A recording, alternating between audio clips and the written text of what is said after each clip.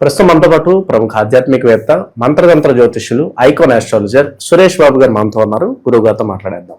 నమస్కారం గురుగారు. జై శ్రీమన్నారాయణ. సో జూన్ నెల విశేషంగా మీన రాశి వాళ్ళకి ఈ నెల ఏ విధంగా ఉండబోతుంది, వీళ్ళకి ఎదురయ్యే లాభ నష్టాలు మంచి చెడులు ఎలా ఉండబోతుంది? ద్వాదశ రాశుల్లో ఒకటి మీనరాశి. ఈ మీనరాశి వారికి ముందు గుయ్యి వెనక నుయ్యి పర్లేదు. జూన్ మాసం అంటే మీనరాశి వారికి కొంతమేర మిశ్రమ ఫలితాలే ఉన్నాయి, అంతా బాగుంటుంది. కానీ ఇక్కడ గ్రహరీత్యా చూసినప్పుడు ఏంటంటే కనుక ముందు గుయ్యి వెనక నుయ్యి, ఎడుపోవాలో అర్థం కాదు. రైట్ వెళ్దామంటే ముళ్ళు ఉంటాయి, లెఫ్ట్ వెళ్దామంటే కొమ్మలు చెట్లు మంటలు అన్నీ ఉంటాయి. ఇక అష్టదిబ్బందన అంటారు దీన్ని. అష్టదిబ్బందన అవడం ద్వారా ఏమైందంటే ఎక్కడేసిన కొంగడు అక్కడే ఉంటుంది, అనుకున్న పని ముందుకెళ్ళవు, ఏ చేద్దామన్నా కూడా అవ్వదు. ఇంకా దాని తగ్గట్టుగా ఆర్థిక సంక్షోభం.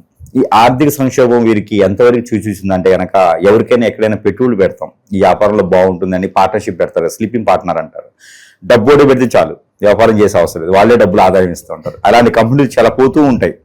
3 నెలలకి 4 నెలలకి ఎక్కడి నుంచి వస్తే కంపెనీలు అర్థం కాదు, జనాన్ని ఎక్కడ పట్టుకుంటారో తెలియదు. 600 కోట్లు 1500 కోట్లు అలా వేసుకుపోతారు. మనకే కంపెనీ దొరకదు, ఎందుకు నాకు అర్థం కాదు. మనం పెడితే మనకి ఎవరైనా సలహాల కోసం గురుగారు ఏదైనా దక్షిణ కావాలంటే వద్దంటే కూడా వేశారనుకోండి, గురుగారు డబ్బులు చూసుకున్న సలహా కూడా సరిగ్గా లేదని మళ్ళీ 100 సార్లు ఫోన్ చేస్తాడు. మరి అలాంటి వాళ్ళకి లక్షలు ఎలా పెడతారో తెలియదబ్బా. 1000 కోట్లు పెట్టి పంపిస్తూ ఉంటారు బాగుపడేదానికి. అయితే ఇదే రకంగా మీనరాశి వారు ఏదో కంపెనీకి ఇన్వెస్ట్ చేసి ఏదో కంపెనీలో పెట్టుబడులు పెట్టేసి ఆ కంపెనీ దివాలెత్తడం, లాస్ అవడం జరుగుతుంది. వీళ్ళు మోసపోతారు, ఇబ్బంది పడతారు, భంగపడతారు, బాధపడతారు, రోడ్డు మీద పడతారు. కాబట్టి వీరంతా రూపాయి కూడబెట్టుకునే వాళ్ళు, 7 వారాల నగలు దాచిపెట్టుకునే వాళ్ళు అనమాట. ఇంట్లో కిచెన్ ఉంటుంది, కిచెన్లో పోగు డబ్బాలు ఉంటాయి, అంటే మనకి తాలింపు డబ్బాలు ఉంటాయి, రౌండ్గా పెట్టి తాలింపు డబ్బాలు ఉంటాయి. అదే డబ్బాలో 7 వారాల నగలు పెడతారు వీళ్ళు. అంత డబ్బాలు 7 వారాల నగలు పెట్టి 2 ఒకే దగ్గర పెడతారు. అలానే ఇంకా కూడా వీరికి ఆర్థిక సంక్షోభం నుంచి బయటకు మెడికల్ షాప్స్, డయాగ్నోస్టిక్స్, అలానే ప్రకృతి వైద్యశాలలు, ఆయుర్వేదిక్, హోమియోపతి, అల్లోపతి, న్యాచురోపతి ఇలాంటివన్నీ కూడా వీరికి అద్భుతంగా ఉంటాయి. కాబట్టి ఆ మేర ప్రయత్నం చేయొచ్చు. డాక్టర్గా కూడా రాణిస్తారు కాబట్టి ఆ మేర ప్రయత్నం చేయొచ్చు. అదేవిధంగా వీరికి మరొక విషయం ఏంటంటే కనుక ఫ్యాషన్ డిజైనర్ వైపు కూడా వీరు అడుగు పెట్టవచ్చు. పాలకు సంబంధించిన ఉత్పత్తులు దాంట్లో కూడా వ్యాపారం చేయొచ్చు. అలాంటి వాటిలో వీరికి అద్భుతంగా ఉంటుంది. వీరు పుట్టిన తర్వాత వారి పేరెంట్స్ బాగా కలిసి వస్తుంది. ఈ యొక్క జూన్ మాసంలో ఎవరైనా మీనరాశిలో పుట్టుంటే వారి ఇంట్లో అష్టైశ్వర్యాలు తొలగుతాయి. అలా అని చెప్పేసి ప్రెగ్నెన్సీ ఉన్న వాళ్ళని బాధ పెట్టకండి, ఎప్పుడు పుట్టినా పర్వాలేదు. కానీ మీనరాశిలో పుట్టి ఉంటే అదృష్టం బాగుంటుంది. కాబట్టి ఆ విధంగా ముందుకు, ఎందుకంటే శనీశ్వరుడు ఉన్నాడు, మీనరాశిలో శని భగవానుడు ఉన్నాడు. ఏ మాసంనైనా శని భగవాన్ ఉన్నప్పుడు పుడితే వాటి శనితో స్టార్ట్ అవుతుంది, ఇబ్బంది పడతారు అనుకుంటారు అందరూ. కానీ ఇబ్బంది లేకుండా ఉంటుంది.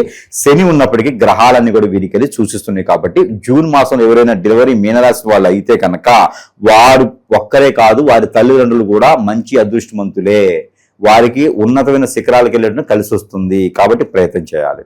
ఎప్పుడైనా మీనరాశి వాళ్ళకి డబ్బు ఉంది అంటే కిచెన్ లో ఉంటుంది, బెడ్రూమ్లోనో లాకర్లోనో బీరువాలో ఉండదు. మీనరాశి వాళ్ళకి ఎక్కడ డబ్బు ఉంటుంది? కిచెన్ లో ఉంటుంది. కిచెన్ లో పోగు డబ్బాలో డబ్బులు ఉంటాయి. ఎవరికైనా కావాలని జాగ్రత్తగా మీనరాశి వాళ్ళు ఇంట్లో ఉన్నారంటే కిచెన్ లో వెతకాలి, డబ్బులు అక్కడే ఉంటాయి వీళ్ళకి. అయితే ఆ డబ్బులు తీసుకుపోయి రూపాయి చాలా జాగ్రత్తగా దాచిపెట్టుకుంటారు. ఇందులో వీరికి బోళాశంకులాగా మంచి మనసు ఉంటుంది. ఎవరైనా వచ్చేసి ఇట్టే చెప్పగానే అట్టే ఇచ్చేస్తారు. అంత మంచి మనసు. వీళ్ళని పొగిడితే జాలిగా, అమ్మ మీరు ఎంత మంచివారు అంటే జాలిగా ఏమైనా ఇస్తారు. జాగ్రత్తగా ఉన్నారు వాళ్ళతో, ఎందుకంటే మొత్తం అంతా రాసిచ్చేస్తూ ఉంటారన్నమాట. వీరిది అంత మంచి మనసు. ఇక పెళ్లి అయిందనుకోండి, ఒకటే భార్య ఒకటే భర్తగా ఉంటారు. కానీ పెళ్లికి ముందు ఏదైనా లవ్ ఉందనుకోండి, మ్యాక్సిమం 30% తప్పితే 70% పనికిరాదు.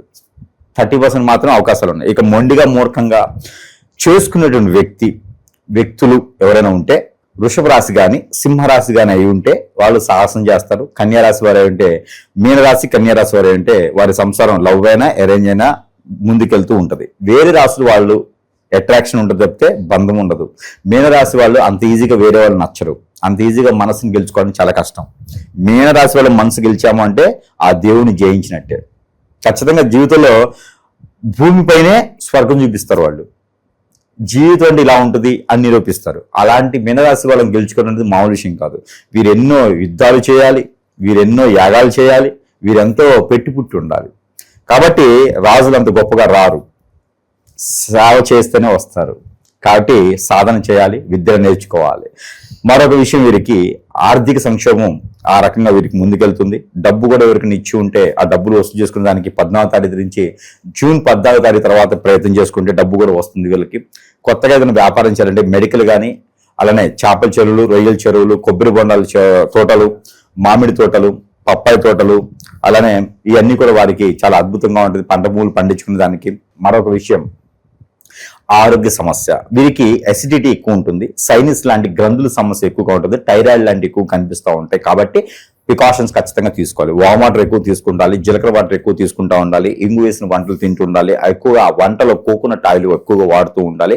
అలానే కూల్కి సంబంధించిన ఐటమ్స్ ఎక్కువగా తీసుకోకూడదు. ఆస్తమా లాంటివి కూడా వీరికి కనిపిస్తూ ఉన్నాయి, టీబీ లాంటివి వీరికి కనిపిస్తూ ఉన్నాయి. అవి మాత్రం వారి మీద చేయించే చెడు క్రియలతో కూడా, కొన్ని రకాల చెడు క్రియలతో కూడా ఇలాంటివి కనిపిస్తున్నాయి. కాబట్టి జాగ్రత్తగా ఉండాలి. ఎవరికి కూడా మన పర్సనల్ విషయాలు చెప్పుకోకూడదు, లవ్ చేసేలాంటి ప్రయత్నాలు పెట్టుకోకూడదు, అరేంజ్ మ్యారేజ్ ఎక్కువ ప్రయత్నం చేసుకోవాలి. చేసేటువంటి వృత్తిలో కానీ ఉద్యోగంలో కానీ నైపుణ్యం బాగుంటుంది, అభివృద్ధి బాగుంటుంది, దినదిన అభివృద్ధి బాగుంటుంది. కాబట్టి ఆ వేరే ప్రయత్నం చేసుకుని ముందుకెళ్ళొచ్చు. అలానే దీనితో పాటు ఎన్నో రంగాల్లో ఉన్నటువంటి మీనరాశి వారు, అలాంటి రంగాల్లో ఉన్నటువంటి మీనరాశి వారు అందరికీ కూడా సుఖమైనటువంటి జీవితం కావాలి. కాబట్టి ముందుగా వీరి యొక్క మనసుని నొచ్చకూడదు ఎవరు కూడా. ఎవరైతే సరే గుర్తుపెట్టుకోవాలి, అదర్ రాశుల వాళ్ళందరూ కూడా గుర్తుపెట్టుకోవాలి, మీనరాశి స్త్రీలని ఏడిపించారు అంటే శాస్తాస్తు ఆ లక్ష్మీ అమ్మవారిని, పార్వతి అమ్మవారిని మనము ఏదో ఇబ్బంది పెట్టి ఏడిపించినట్టే. ఇది గుర్తుపెట్టుకోవాలి అందరూ. ఎందుకంటే మీనరాశి స్త్రీలకి మనసు, మైండ్, స్థిరత్వము బంగారం లాంటిది, అంతకన్నా గొప్పది. అందుకని వాళ్ళని నిజాయితీగా, నీతిగా, నిస్సహాయంగా కాకుండా వారు చాలా గొప్పగా ఉంటారు, వాల్యూస్ని కాపాడుకునే విధంగానే ఉంటారు. ఎవరికైనా మంచి చేసే తత్వం తప్పితే చెడు చేయాలన్న ఆలోచన కూడా కలలో కూడా రానియరు. అలాంటి వ్యక్తుల్ని ఎవరైనా ఇబ్బంది పెట్టినా, బాధ పెట్టినా, భంగ పెట్టినా, రోడ్డు మీద పెట్టినా, వాళ్ళని కొట్టినా, తిట్టినా, ఏడిపించినా ఖచ్చితంగా వారికి స్త్రీ దోషం అనేది వస్తుంది. ఇది మాత్రం గుర్తుపెట్టుకోవాలి. అందుకని మీనరాశి వాళ్ళని ఇబ్బంది పెట్టకూడదు, వాళ్ళని దేవతగా కొలవకపోయినా పర్వాలా, బాధ పెట్టకూడదు, కన్నీళ్ళు తెప్పకూడదు. కాబట్టి వారిని చాలా జాగ్రత్త చూసుకుంటే మన జీవితం చాలా అద్భుతంగా ఉంటుంది. వీళ్ళకి కుటుంబ పరంగా, ప్రేమ అనురాగాల పరంగా, దాంపత్య జీవితం కావచ్చు, ఎలా ఉంటాయి? దాంపత్య జీవితం వీరికి ఏంటంటే కనుక ఎప్పుడు కూడా గుర్తుపెట్టుకోండి, మీనరాశి వారి వలన సమస్య రాదు, మీనరాశి వారు గొడవ పడరు, మీనరాశి వారు కోట్లాట్లకు వెళ్ళరు, మీనరాశి వారు ఎంతైతే మీరు ప్రేమిస్తారో అంతకన్నా డబల్ కాదు, త్రిబుల్గా మిమ్మల్ని ప్రేమిస్తారు. స్వర్గం చూపించే విధంగా వారు ప్రేమిస్తారు. కాబట్టి వారికి ఎటువంటి సందర్భంలో గొడవ పెట్టుకునే ఆలోచన వారికి ఉండదు. ఇకపోతే ఎవరో వీరి మీద కన్నేసి ఇలాంటి భార్య నాకు లేదే, ఇలాంటి భర్త నాకు లేరే అని చెప్పేసని వారి సంసారంలో నిప్పులు పోసి నాకు కావాలనే దురుద్దేశంతో దుష్ట శక్తుల్ని తీసుకొని వీరిపైన దండెత్తి వారి సంసారం నిప్పులు పోసి వారి కుటుంబం మొత్తం చల్లాచెదరి చేసి చెట్టుకోలను కొట్టుకొని చేసే విధానం వేరే వాళ్ళకు ఉంటుంది తప్పితే వీరిగా విడిపోరు. అలాంటి విడిపోయే సందర్భం వచ్చిందంటే అది వేరే వాళ్ళతో కూడినటువంటి విశేషణ. అది గమనించాలంటే వారికి తెలియదు. ఇప్పుడు భార్య అరుస్తుంది, భర్త అరుస్తున్నారు, కొట్లాడుతున్నారు, ఎన్నో రకాల సమస్యలు వస్తూ ఉన్నాయి, చిరాకులు వస్తున్నాయి, ఆర్థిక సమస్య వస్తుంది, ఎదగలేకపోతున్నాము. ఎందుకు చూడలేవండి, అతను చూస్తే నాకు మండుతుంది, ఎందుకు తెలియదండి, ఆవిడని చూస్తే నాకు ఇరిటేషన్ వస్తుంది అంటే మీ మధ్యలో బాగానే ఉంటుంది, ఎవరో వచ్చి మీ మీద కన్నేస్తున్నారు, మీరు విడిపోవాలని చూస్తున్నారు. వాళ్ళని గమనించాలి మనం. అలా గమనించి కనుక మనకు తెలియదు, ఆ సమయంలో అర్థం కాదు. కొంచెంసేపు మనం ఆలోచిస్తే కనుక ఖచ్చితంగా అలాంటి సమస్యలు వస్తే ఏదైనా సమీప దూరంలో ఒక మంచి గురువుని చూసుకొని సంప్రదించాలి. సంప్రదిస్తే కోర్టు మెట్టు వరకు వెళ్లకుండా మీ సంసారంలో ఉండేలా చేసే ప్రయత్నం ఉంటుంది. అది ఖచ్చితంగా గ్రహించుకోవాలి, గమనించుకోవాలి, ఆలోచించుకోవాలి, సందర్శించాలి. ఏదైనా జూన్ మాసంలో మీనరాశి వారు కుటుంబ సమేతంగా ఏదైనా పుణ్యక్షేత్రానికి కానీ, దైవ దర్శనానికి కానీ వెళ్తే చాలా మంచి జరుగుతుంది. ఎక్కడైనా నది, వాగు, ఏరు, సెలయ దగ్గర స్నానం ఆచరిస్తే ఇంకా గొప్పగా జరుగుతుంది. పెద్దవారికి కార్యక్రమం తర్పణం చేసుకుంటే ఆ నల్ల నువ్వులతో తర్పణం చేస్తే చాలా గొప్ప విశేషణని చెప్పుకోవచ్చు. పెద్దవారికి సంబంధించినటువంటి వస్తువులు ఏదైనా ఇంట్లో ఉంటే అవన్నీ కూడా నీటి పాలు చేస్తే వీరికి కలిసి వస్తుంది, పితృదోషాలు అనేది తగ్గుతుంది. ఇక ఈ మాసంలో వీరు దైవ అనుగ్రహం ఖచ్చితంగా కావాలి. దేవుని అనుగ్రహం కన్నా కూడా కొన్ని మన దగ్గర వస్తువులు ఉంటాయి. ఆ వస్తువులు మంత్రోచ్చారణ చేసి వారి చెంతకే ఇచ్చే సదవకాశం ఉంటుంది. దానికి సరసమైన ధరల్లోనే వస్తాయి. అలానే మీనరాశి వారికి వారి సమస్యను బట్టి వస్తువులు అయితే మనం ఇస్తాము. దాని తగ్గట్టుగా కొన్ని రకాల వస్తువులు అయితే మనం ఇప్పుడు చూపించడానికైతే ఉన్నాం. దాంట్లో మీనరాశి వారికి ముఖ్యంగా ఈ సెంటు మీనరాశి వారు అప్లై చేసుకున్నారు అంటే కనుక బయటికి వెళ్ళేటప్పుడు బట్టలకు అప్లై చేసుకుని వెళ్తే చాలు. ఎవరైనా సరే వీరికి వశం అవ్వాల్సిందే. వీరి అట్రాక్షన్కి ఎవరైనా సరే అలా దగ్గర అవ్వాల్సిందే. అంటే చెడు ఉద్దేశంతో కాదు, మంచితో మానవత్వంతో వీరు చేసే వ్యాపారం కావచ్చు, జనాన్ని ఆకర్షణ తత్వం కావచ్చు, వీరి మీద చెడు దృష్టి లేకుండా అలానే నరదృష్టి లేకుండా చేసుకునేందుకు ఈ యొక్క సెంటు వారికి బాగా తోడ్పడుతుంది. సరసమైన ధరల్లోనే వారి చెంతకి చేర్చేటువంటి సదవకాశం ఉంది. మంత్రోచ్చారణ చేసినటువంటి వస్తువులు ఏమంటే వారి సమస్య దగ్గరటువంటి వేరే వేరే వస్తువులు కూడా ఉంటాయి. దాని దగ్గరగా ఈ ఒత్తిలో యంత్రాలు ఉంటాయి. ఈ యంత్రాలు వేసినటువంటి ఒత్తి వారికి ఎన్నో రకాల సమస్యలు ఉంటాయి. జీవితంలో ఎదగలేకుండా ఉన్నా, ఏదో రకాల చెడు క్రియలు, అష్టదెబ్బం జరిగినా, పిల్లలు ఎదుగుదల లేకపోయినా, చదువు సరిగా రాకపోయినా, చదివింది గుర్తు లేకపోయినా, ఎగ్జామ్స్ లో పాస్ అవ్వలేకపోయినా, ఎవరిని పట్టించుకోలేకపోతున్నా, ఏం చేసినా ముందుకెళ్ళలేకపోతున్నా, సంపాదించుకోలేకపోతున్నా, ఇలాంటివన్నీ కూడా చెడు క్రియలు. మనమేం చేయించే చెడు క్రియల వల్లనే అవుతాం.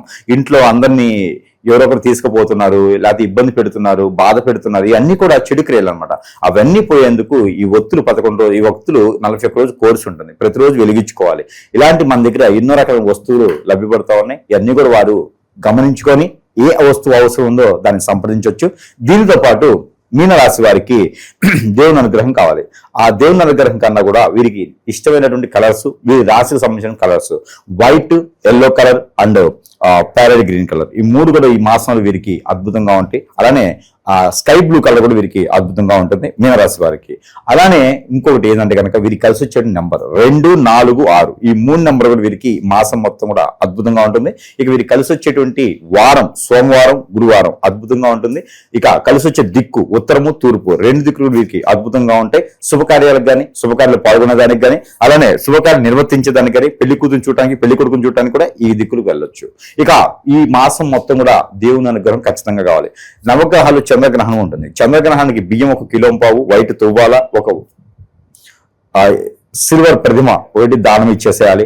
నవగ్రహాల్లో చంద్రగ్రహానికి బియ్యం దానం చేసుకోవాలి, అభిషేకం చేసుకోవాలి. అలానే పాలు, బియ్యము, అలానే పాలకు సంబంధించి పాలు, పన్నీరు, కుంకుమ పువ్వు, అలానే తేనె, ఇవన్నీ కూడా కలగలిపి శివాలయంలో పంచామృత అభిషేకం చేసుకోవాలి. సోమవారం రోజున చాలా మంచి జరుగుతుంది. దీంతో పాటు బియ్యం పిండి దీపారాధన ఇంట్లో చేయకూడదు. ఇంట్లో అరిష్టం, ఆలయాల్లో చేయాలి. నిమ్మ దీపారాధన కానీ, బియ్యం పిండి దీపారాధన కానీ 2 ఒత్తులే చేయాలి. ఒక ఒత్తులే చేయకూడదు. 2 ఒత్తులేసి ఆలయాల్లో కనుక ఏదైనా సోమవారం రోజున ఏదైనా కోరిక తీరాలి అని చెప్పేసి అని, కోరిక కొంగు బంగారం అని చెప్పి సాయం సంధ్యలో శివాలయంలో కనుక ఇలాంటి దీపారాధన చేసుకున్నట్టయితే వారికి ఖచ్చితంగా ఆ కోరిక నెరవేరుతుంది. వేరే వాళ్ళు నాశనం అవ్వాలని కాదు, మనం బాగుపడాలి అని చేసుకోవాలి. అంటే మీనరాశి వారికి వేరే వాళ్ళు నాశనం అవ్వాలని అటువంటి మాట్లాడరు. వారు బాగుపడాలి, వారితో కూడా అందరూ బాగుండాలని ఒక సంకల్పంతో మనం దీపారాధన చేసుకుంటే చాలా బాగుంటుంది. వినాయక స్వామి వారికి గుంజులు తీయాలి. 109, 119 గుంజులు వినాయక స్వామి వారికి వారి ఆరోగ్యం సహకరించిన మేర తీస్తే చాలా మంచిది. ఆరోగ్యం సహకరించేటంటే 21 తీసి చాలు. ఇలాంటివి చేసుకుని అదృష్టవంతులయ్యేదానికి మీనరాశి వారు ముందుకొచ్చి సహకరించుకోవాలి. అలానే జీవితంలో జాతకాల్ని నమ్మొచ్చు, కానీ జాతకాన్నే నమ్మి మూర్ఖత్వంగా మన ఇంట్లో ఏం జరుగుతుందో, మనలో ఏం జరుగుతుందో కూడా గమనించకపోతే చాలా ఇబ్బంది పడతాం. ప్రతి ఒక్కరు కూడా ఈ సందర్భంగా అందరూ సూచించుకోవాల్సింది ఏంటంటే కనుక, మన జాతకంలో ఏం జరుగుతుందని కాదు, నాకు ఏదైనా బాగలేదు, ముందుకు వెళ్ళలేకపోతున్నా అంటే ప్రతిదీ జాతకంలో కనపడదండి.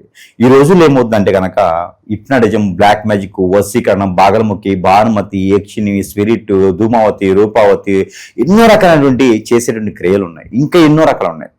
ముందు పెట్టేయడం ఉండిద్ది, ఇంకా ఎన్నో రకాల మనిషి జీవితంలో నాశనం అవడానికి, నాశనం చేయడానికి ఎన్నో ఉన్నాయి క్రియలు.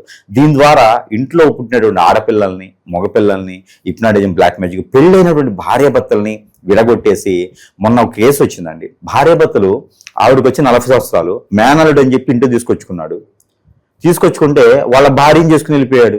అరే నాకు అట్లా అర్థం కాలేదంటే తర్వాత నా దగ్గరకు వచ్చింది కేసు. చూస్తే ఏంటంటే వాడికి ఆ మేనలుడు అనే వ్యక్తి ఆ పైన, అత్తయ్య పైన హిప్నాటిజం చేసేసారు. ఏదో దరిద్రమైన గురువు దగ్గరికి వెళ్ళేసి హిప్నాటిజం చేసేసి తీసుకెళ్ళిపోయాడండి. ఇది ఎక్కడ వ్యవస్థ అండి, నాకు అర్థం కావట్లేదు. మనకి నార్త్ ఇండియా టైప్ అయిపోతుంది. కాబట్టి ఇలాంటివన్నీ కూడా గ్రహించుకుంటూ ఉండాలి, గమనించుకుంటూ ఉండాలి, ఇంట్లో ఏం జరుగుతుందో చూసుకుంటూ ఉండాలి. ఒకరు ఏదైనా బయటికి వెళ్ళిపోయినారంటే వారి తప్పు కాదు, వారిని నిందించకండి. వారికి ఏదో చెడు క్రియ జరిగింది కాబట్టి అందరినీ వదిలేసి వెళ్తున్నారు. వారిని తీసుకుని వస్తే, సంప్రదిస్తే వారికి సరైనటువంటి పరిష్కారం చూపించవచ్చు.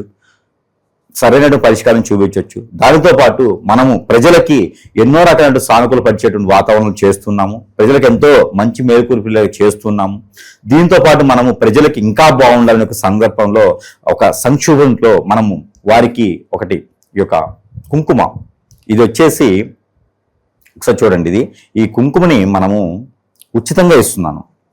ఇది మొగలి రేకుల కుంకుమ. ఈ మొగలి రేకుల కుంకుమ అనేది చాలా పవిత్రమైనదనమాట.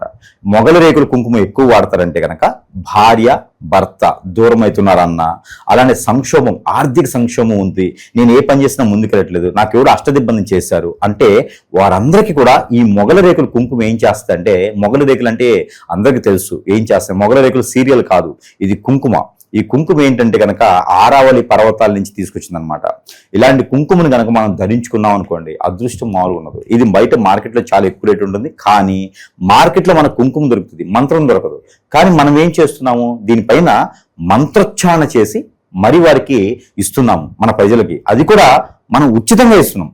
కేవలము వారి చెంతకి చేర్చేందుకు ఈ ఖర్చులకు మాత్రమే తీసుకొని వారికి పూర్తి ఉచితంతో ఈ కుంకుమ ఇస్తున్నాము. ఎవరికైనా కావాలంటే భార్యాభర్తలు విడిపోతున్నా, ఎవరైనా భార్య కావాలి భర్త కావాలనుకున్నా, ఎవరైనా సరే వేరే వాళ్ళు కావాలనుకుంటే కాదు, అలానే పిల్లల మాట వినట్లేదు అనుకున్నా, అందరూ నాకు అట్రాక్ట్ కావాలనుకున్నా కూడా ఈ కుంకుమని వాడుకోవచ్చు. అలానే మరొకటి, ఇంటికి హిప్నటైజింగ్ చేసి, ఇంటికి చేతబడి చేసి, ఆ ఇంట్లో వాస్తు ప్రకారం బాగాలేకుండా, ఇంట్లో దెయ్యాల బూతలు ఉండేలాగా, ఇంట్లో బరకత లేకుండా, ఇంట్లో డబ్బు లేకుండా, అందరూ చికాకు పక్క అలా ఇంట్లో కన్నా బయటే బాగుందిరా బాబు అనుకునే విధంగా ఉంటుంటారు చాలా మందిని. ఇంట్లో కలిసి రాదు. అలాంటి వారందరికీ కూడా ఇది సాంబ్రాణి.